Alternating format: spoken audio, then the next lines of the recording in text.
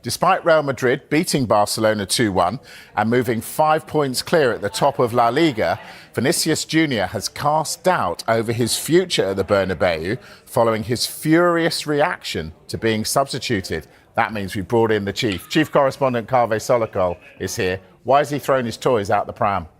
Well, look, I think a lot of it has to do with respect.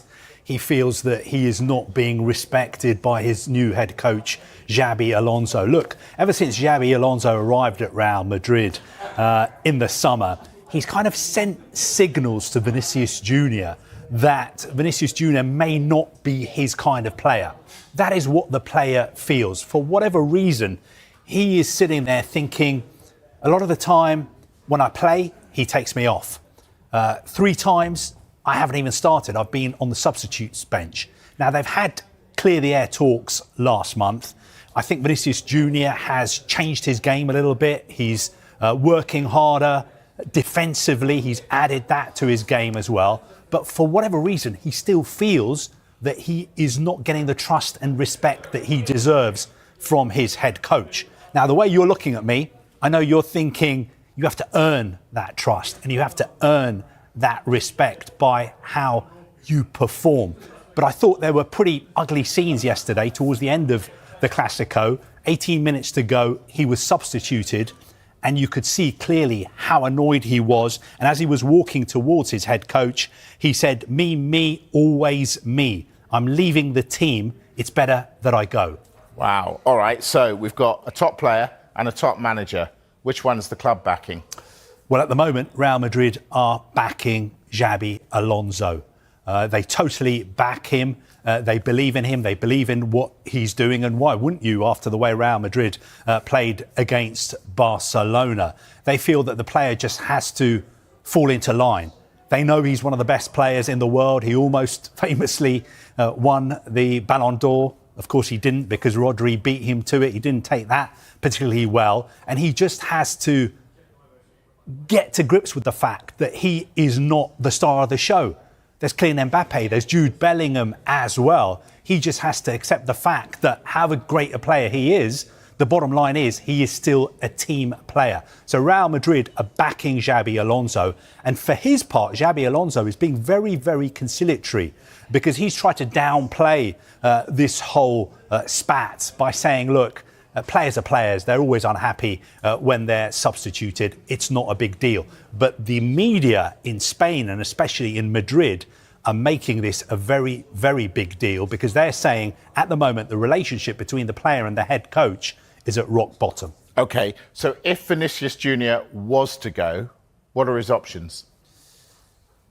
I don't think he's got very many options. I mean, a player of that quality? The problem is he's such a good player and he earns so much money. There are very, very few clubs who could afford the overall package to sign him. Now, I think he's just got over 18 months left on his contract. He's out of contract in the summer of 2027. There have been lots of talks that he's going to sign a new contract at Real Madrid. That hasn't happened yet. And for the past 1 or 2 years, there has been an incessant drip of stories coming out of Saudi Arabia that Saudi Arabian clubs like Al Ahly want to sign him. Talk of a transfer fee of £300 million, world record transfer fee. Talk of giving him a contract worth about £3 million a week. No. Which is about 10 times what he earns at the moment at Real Madrid. A week. I would take those reports with a pinch of salt because speaking to some people I speak to in Saudi Arabia, they say the numbers that are often quoted are exaggerated. But if he was ever to want to go to Saudi Arabia, make no mistake, Saudi Pro League would love to have him. He fits exactly the profile of player they're looking for. Who knows? For instance, in a couple of years, if Cristiano Ronaldo retires, he is the kind of player they would want in Saudi Arabia. But I think at the moment, it's still more likely that he extends his contract. Although something needs to happen pretty soon because in 18 months, he could walk away from Real Madrid for nothing. Yeah. Just over 18 months. Yeah. You said earlier, he's not the star of the show. They've got Kylian Mbappe. They've got Jude Bellingham. Bellingham, the match winner yesterday. How much, given how he seems to be surplus to requirements for England, did he need that?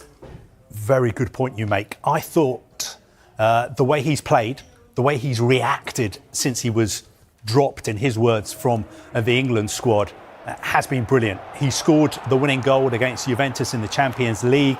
He set up a goal against Barcelona. He also scored a goal as well. I really like the way he celebrated his goal as well. Some people will not like that celebration.